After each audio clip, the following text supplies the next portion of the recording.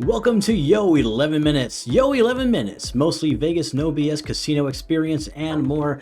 I'm Michael Movestro. Michael Traeger is out this week and will return next week. In the meantime, I'm completing a three-part series which so far looked at the 2020 shutdown from a visitor's perspective and a local's perspective. Today, we're looking at the reopening of Vegas, the lessons learned from the shutdown, and the new things that have happened since then. I am fortunate enough to be joined by a Vegas friend and Vegas blogging legend, Scott Robin, aka Vital Vegas. Scott shares news and rumors of what's happening and what's going to be happening in Las Vegas via his social media and on his website, vitalvegas.com. Scott, welcome to the show. Hey, thanks. Great seeing you. I love that you're back in the Vegas sphere, man. It's been a while. Indeed, yeah, it's been a while. That's a good way of putting it, really. I was doing the vlogging thing for a while, but it's kind of hard to keep up with that as a visitor. It's hard. Yeah. The people don't realize how hard it is. They think it's just like eating and drinking and going to shows and then writing some words. It's not really it. No, it's also having to be able to take pictures. Got to be able to do that. Otherwise, Yeah, and have coherent thoughts and ideas. And it's, I love the vloggers who put a lot of time into their work, but please, so much easier. so much easier than having to write. Is this part of our 11 minutes? I don't do anything. Nothing I do lasts only 11 minutes. Trust me. Honestly, It's I think usually Traeger and I pulled off maybe 2 or 3 11-minute episodes since we started, and this is episode 64 now. So I wouldn't worry about that 11-minute thing. It's more of an idea. It's a guideline. It's a I got guideline. you. Welcome to No, Yo, it's like at when the least 11 casinos minutes. when the casinos say we're not going to serve any intoxicated person while they're gambling. It's more of a guideline, Yeah, really. yeah, it's a guideline. It's an idea. It's a guideline. It's something to tell people that you strive for. Not necessarily put into practice, but just it's an idea. It sounds nice. Anyway, so we've been doing this thing all week long, well, not all week long, over the last couple episodes and today, and we were talking about the 2020 shutdown. I remember being in Vegas when it happened. I remember sending you a picture of a Captain and Diet at View Bar and wishing you well. And of course, Vegas shut down. Everywhere shut down, not just Vegas, but I don't know, just Vegas was the one that hurt. Anyway, and then it was just that whole weird, what's going to happen? Is it opening in 30 days? Is it not opening in 30 days? And then I was like, no, it's not opening in 30 days. It'll open eventually. We're just not sure when. But it's going to open. And there's a lot of playing it by ear. And then finally a casino reopened. Was that Cosmo? I don't remember which one reopened, but I'm sure you were there for it. That being said, what do you remember about the first casino reopening? Yeah, I was at the D because Derek Stevens knows how to make the most of a bad situation, and they did there was a lot of hoopla about the reopening. So I think quite a few places opened kind of at the first minute they could reopen, and the D was one of those. And I still have this little ribbon where they printed out like, the return of Vegas or the reopening of Vegas with a date on it. I grabbed some of that as a memento. There was a lot of exuberance. I remember it because I think I was interviewed on one of the national TV shows, kind of as the being boots on the ground during the reopening. And I had been a big critic of the closure, and I still am a big critic of the closure of the casinos. I think it was an overreaction. And I think, has been that position has been vindicated since then, that it was a huge mistake to close the casinos.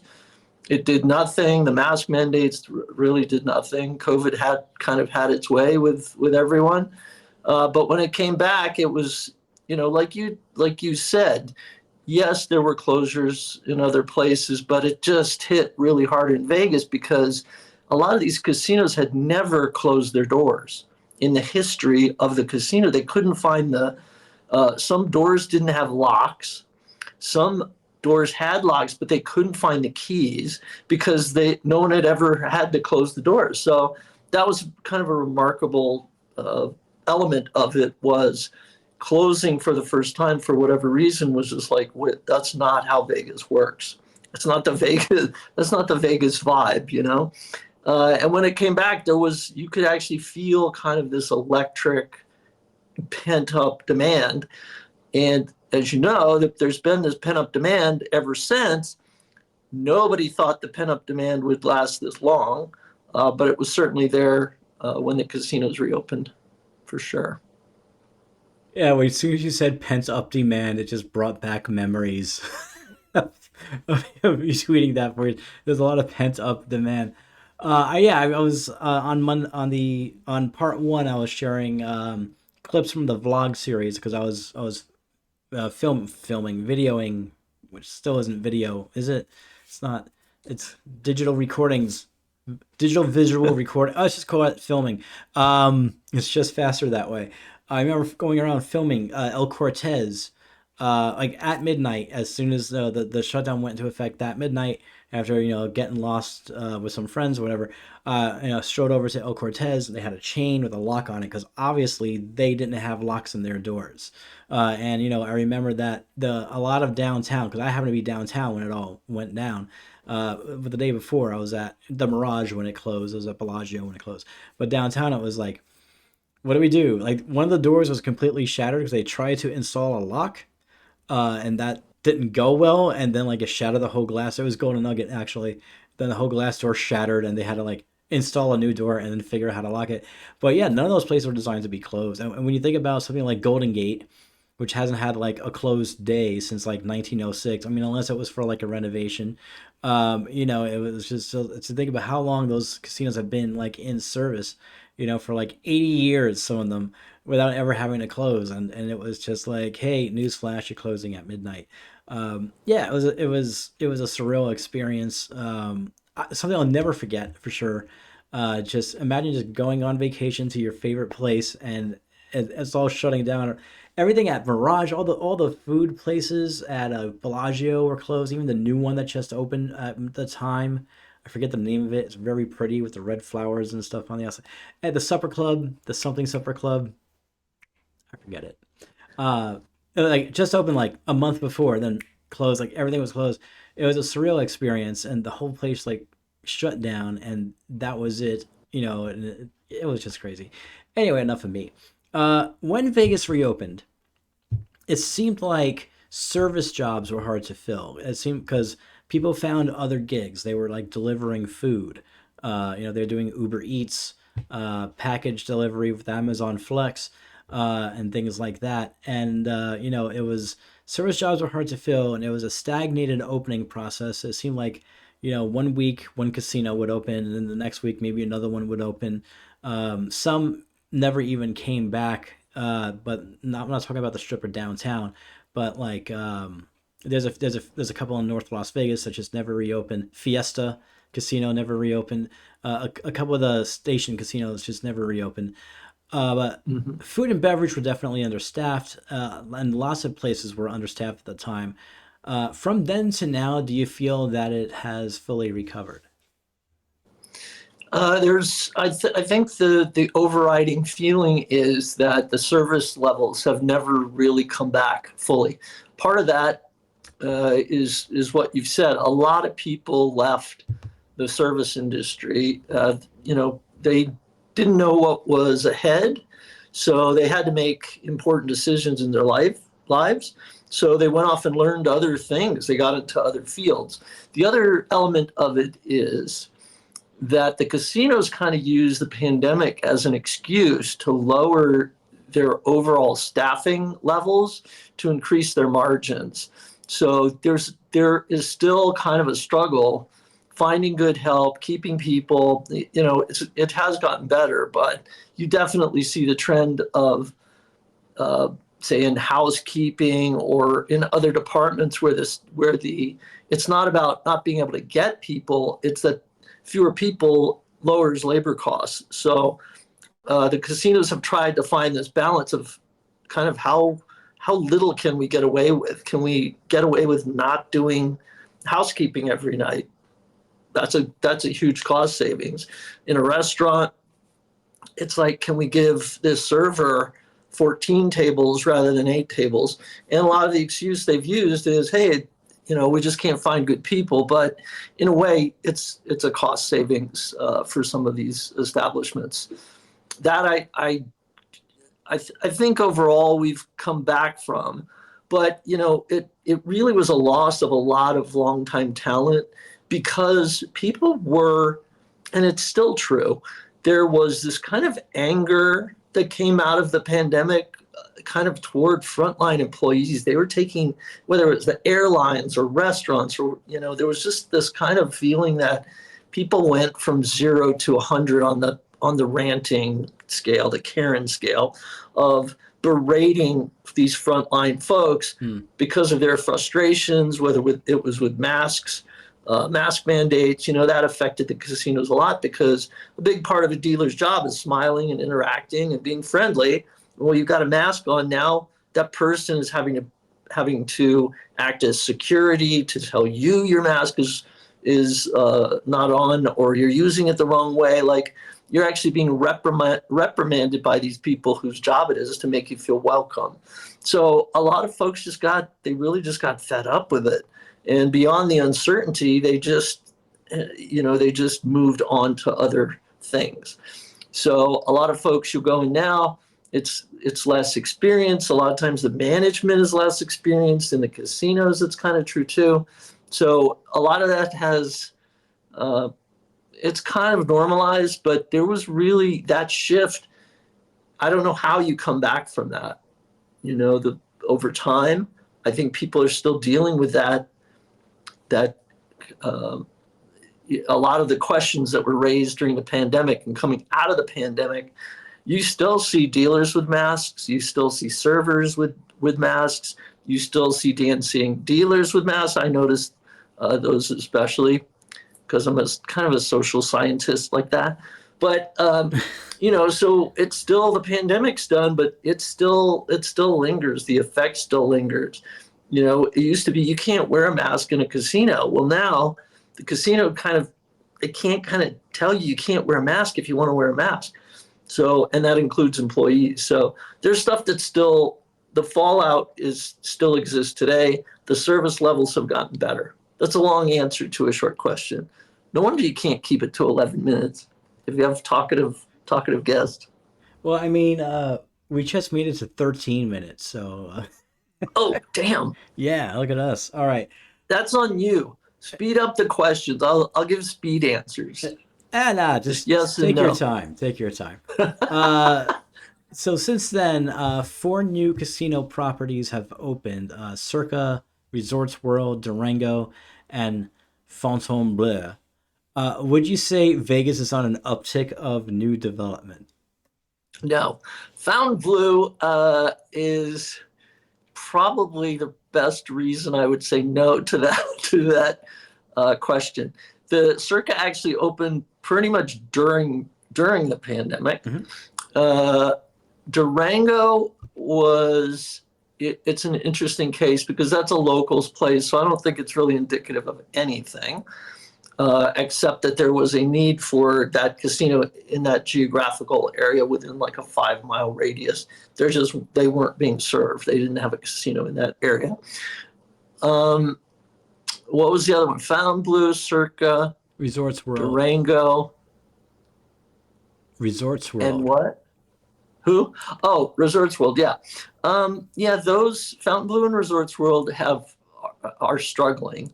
There's way more supply than demand, even though there's a lot of this cheerleading every time there's a financial report. But there's a saturation of room inventory in Vegas. Fontainebleau is struggling for a number of reasons. Part of it is supply and demand, but part of it is they don't really seem to know what they're doing. They didn't have a casino database. They're not affiliated with a hotel. They don't have a hotel database, so they're in trouble. Resorts World seem to have a better situation, but it hasn't really done gangbuster business. So, to me, the answer is no. I think Fontainebleau is a huge gamble. Resorts World was a big gamble. I think Fontainebleau is going to end up in the worst situation. They've got a little time because their interest payments have been paid for like a year, but the middle of next year it's going to be a problem for them. But a lot of projects get announced, but many do not come to fruition. Like AllNet is finally dead, thankfully. Dream Resort has stalled, no construction for months. They have financing issues. The Tillman Fertitta Resort is kind of on hold as well. And Tropicana is coming down, and I don't see anything being built. So I would say no. I should have just said no. But isn't it interesting to hear more of the granular details of why? Yeah, Look, it's always you good can to know edit it out. why. Yeah. I'll say no, and then you can just edit out the rest. To Do what you the want. to the Fontainebleau legal team, the views expressed Stop by Scott saying Robin and Vital Fontainebleau. Vegas do not necessarily represent the views of TravelZork or its affiliates. Send all Yes, I do. complaints to info@vitalvegas.com.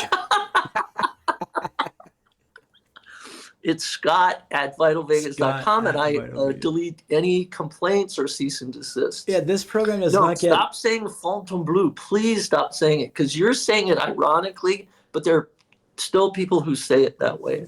It's I'm saying incorrect. it because that's how the French pronounce it. I can send you That's the not link how it's pronounced. to Julian, In the reference French to translator Fontainebleau, guy. Las Vegas, the Bleu. resort. It's C'est also bleu. does that's not the pronunciation of the Bleu. Fontainebleau in Florida. The company anglicized the name because while they knew it was pronounced the French way in France, Hmm. their brand is not pronounced that way in America. So they made it whiter, is basically what you're saying by French people are anglicized. still white. Yeah, but I mean they made it more American. They Um, made it more American. True. Fontainebleau. I'm glad we could clear that Fontainebleau. up. Fontainebleau. Okay. That being said, how would you compare pre-pandemic Vegas to post-pandemic Vegas? Well, I think, there's a list of things that are unchanged, but we did not have good leadership. And it was interesting to see at the time because I talked to a lot of presidents, casino owners, executives. Everyone hated the decisions of leadership. Nobody, Carolyn Goodman famously did an interview where she said it was all bullshit. And she has been vindicated as well. But some of the changes, like to me, the best example is buffets. Mm-hmm. So it was buffets have always been a liability to casinos. They lose money. Overall, they might not have been a liability because if you use a buffet to bring a customer in and they gamble and all that, but the buffet itself is a money loser. So casinos use the pandemic as a reason, a justification to get rid of buffets for safety. Well, they did it as a cost-saving measure. Caesar said their buffets lost an average of $3 million a year. They loved that they could get rid of those things. So I use that as being emblematic of there were decisions that were made that were kind of under the cover of the pandemic. And that changed Vegas, the fact that there's just a handful of buffets left. Those decisions were in the works a long time before the pandemic, but the pandemic was kind of the pivot, right? So I think Vegas still has a lot of charm. I think Vegas is still exciting. I think Vegas still has a lot of unique offerings, but I think it shocked Vegas like it shocked America. The pandemic was a kind of like, it was a reminder in Nevada that Nevada is kind of a one-trick pony. That tourism, Las Vegas, is in Las Vegas is the lifeblood, but you're reliant on this one industry that can be shut off overnight in case of emergency. I don't think that'll ever happen again. By the way, the governor was voted out primarily because of his decisions during the pandemic. And the new guy he's a pretty terrible governor, but he will never do a mask mandate. He will never do a casino closure. And that's why he was voted in. He was voted in by the casinos and their constituents. But anyway, so I think the political situation has changed a lot. And when politics change, that means a lot of other things change too. I associate the overwhelming amount of sports to the pandemic because one is a plague and the other is also a plague. The sports, it's ruined Vegas for me. So Vegas has lost its charm. The more sports, the less interest I have in Vegas. So I don't blame that sports necessarily on the pandemic, but there's certainly been a lot more conversation about sports since the pandemic. And I definitely think both are deadly.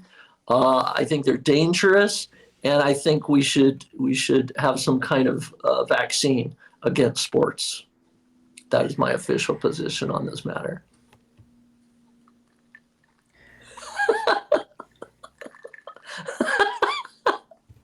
Dramatic pause. What? Am I wrong? The views expressed by Scott of Vital Vegas.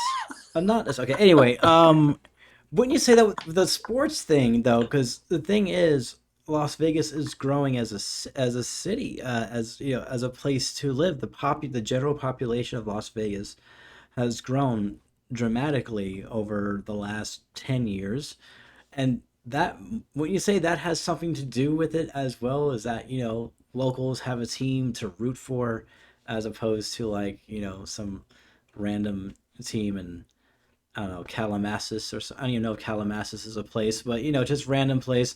And then we have our own football team. Calabasas, I don't know. Wichita, which is pretty close to Fontainebleau. Because we have a football team now, right? We're getting a baseball team. Of course, we're kind of we stole them from Oakland. Yeah. Does Oakland have an NBA team? Because I'm sure that's where we're going next. I'm sure we're going to need a NBA We're team. getting their curling, the Oakland Curlers. We're getting that team for sure. Listen, I'll tell you what, though. The funny thing about curling, okay, is that when I watch the Olympics, at my age, I feel like if I can still fulfill my dream of being an Olympic athlete, it could only be with curling. I saw this, like, fat white dude who had to be like in his 50s throwing. I was like, if he can do it, I can still have Olympic dreams. That's just curling. Just seems like it's something like anyone can archery, do it. Maybe. I don't know. Yeah, it could be a thing. There have to be like middle-aged sports, right?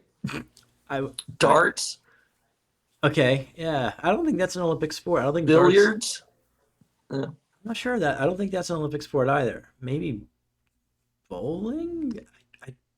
I've always thought complaining would be a good Olympic sport because that's something at any age. Like you actually get better as you age because you complain more creatively, more often. Yep.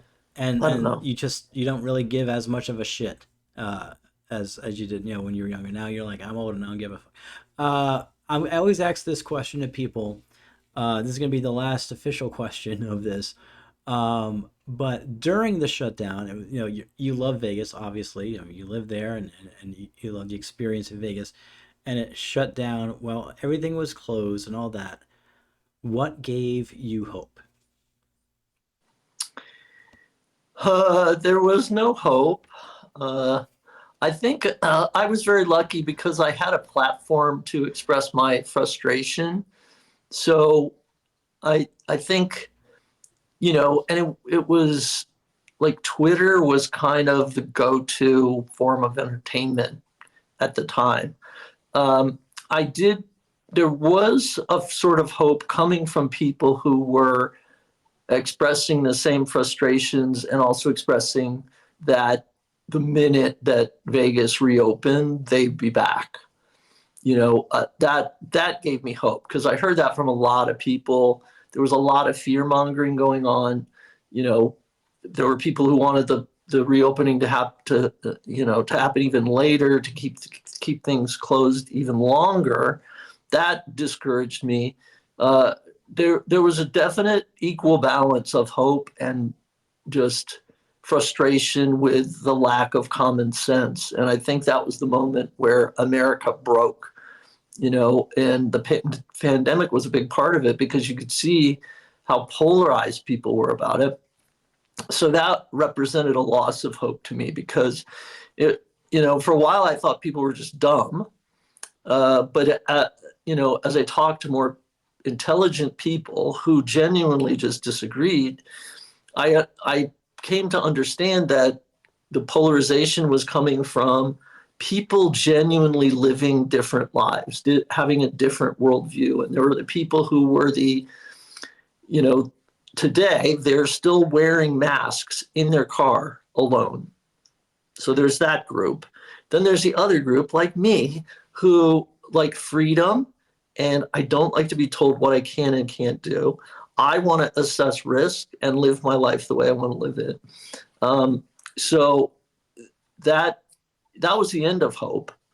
The hope came back in the form of slot machines, craps tables, blackjack, because at the foundation of gambling is a fundamental optimism and hope for the next spin, for the next hand, and so that conversation it sparked the pandemic sparked the passion for Vegas and excitement and fun that some people had started to take for granted.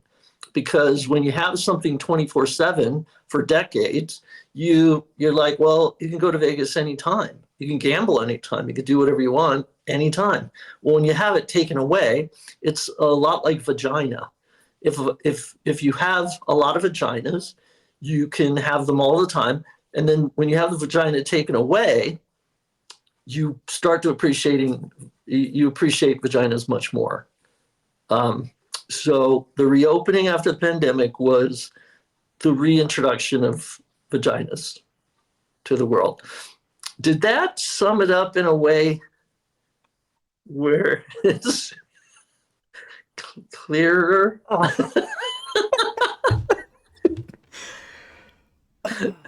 Before we get going, is there anything that you would like to your social media channels, your website, No. YouTube, TikTok? Is there Nope. anything that you would like to promote? No. I said, That's what makes me different. Mark Meltzer's like, here's my Twitter account. Here, I'm going to promote my blah, blah, blah. No, I don't have anything to promote. I don't need nothing. I don't want nothing. I'm on your segment because I love you. I love Traeger, and I love Vegas. How about that? the question I actually had here was, is there anything you want to plug? But I was just concerned about the kind of answer that you would give back after talking about the appreciation of vagina. Here's an answer related to a plug. So the Rio is reopening its wine cellar. A wine barrel has a hole, and the device used to plug the hole is a bung. So you use the bung to plug the bung hole, and so Vegas scoop and something potentially inappropriate. You're welcome. You don't need to invite Mark Meltzer onto your show anymore. Invite me twice, and that it'll cover the same ground, just in a funny, interesting way. You're welcome. And that's going to do it for this episode. Luxury travel booking, TravelZork Travel. Visit us at TravelZork.travel to plan your next amazing vacation. And please join the conversation on social media. You can find us easily. All social platforms are at TravelZork. We'll see you next time.